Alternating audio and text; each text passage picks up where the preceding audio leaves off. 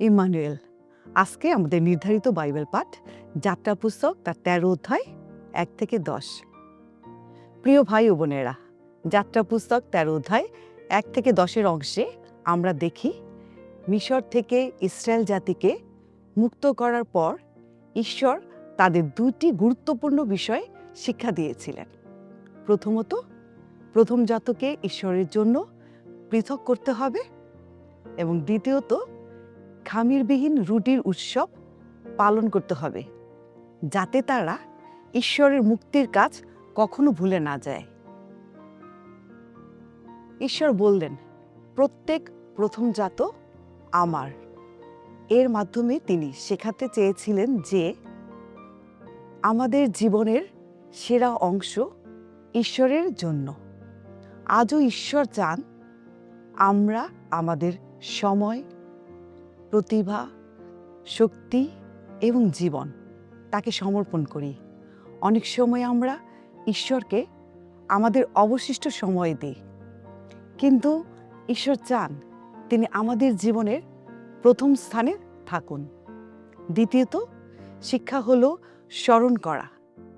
Israel জাতিকে প্রতি বছর খামিরবিহীন রুটির উৎসব পালন করতে বলা হয়েছিল, যেন তারা কখনো ভুলে না যায় যে ঈশ্বর তাদের দাসত্ব থেকে মুক্ত করেছিলেন। মানুষের একটি স্বভাব হলো আশীর্বাদ পাওয়ার পর আশীর্বাদ দাতাকে ভুলে যাওয়া, কিন্তু ঈশ্বর চান আমরা তার কাজ স্মরণ করি। আজ আমাদেরও নিজেদের জিজ্ঞাসা করা দরকার, ঈশ্বর আমাদের জীবনে কতবার সাহায্য করেছেন, কত বিপদ থেকে রক্ষা করেছেন, কত প্রার্থনার উত্তর দিয়েছেন। আমরা কি সেই সব মনে রাখি? ৭ নম্বর পদে বলা হয়েছে, খামির যেন আমাদের মধ্যে না দেখা যায়। বাইবেলে খামির অনেক সময় পাপের প্রতীক।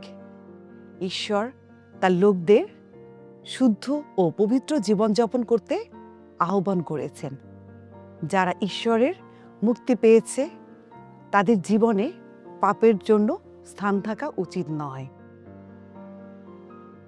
আরও একটি বিষয় হলো ৮ নম্বর পদে, পিতামাতাদের সন্তানদের ঈশ্বরের কাজ সম্পর্কে শিক্ষা দিতে বলা হয়েছে।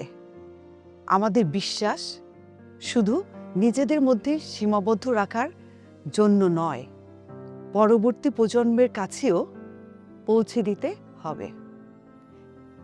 পরিবারে ঈশ্বরের মহৎ কাজের গল্প বলা অত্যন্ত গুরুত্বপূর্ণ। আজকের এই অংশ থেকে আমরা ৩টি শিক্ষা পাই। ঈশ্বরকে জীবনের প্রথম স্থান দিতে হবে। ঈশ্বরের মুক্তি ও আশীর্বাদ সর্বদা স্মরণ করতে হবে। পবিত্র জীবনযাপন করে পরবর্তী প্রজন্মকে ঈশ্বরের কথা শেখাতে হবে।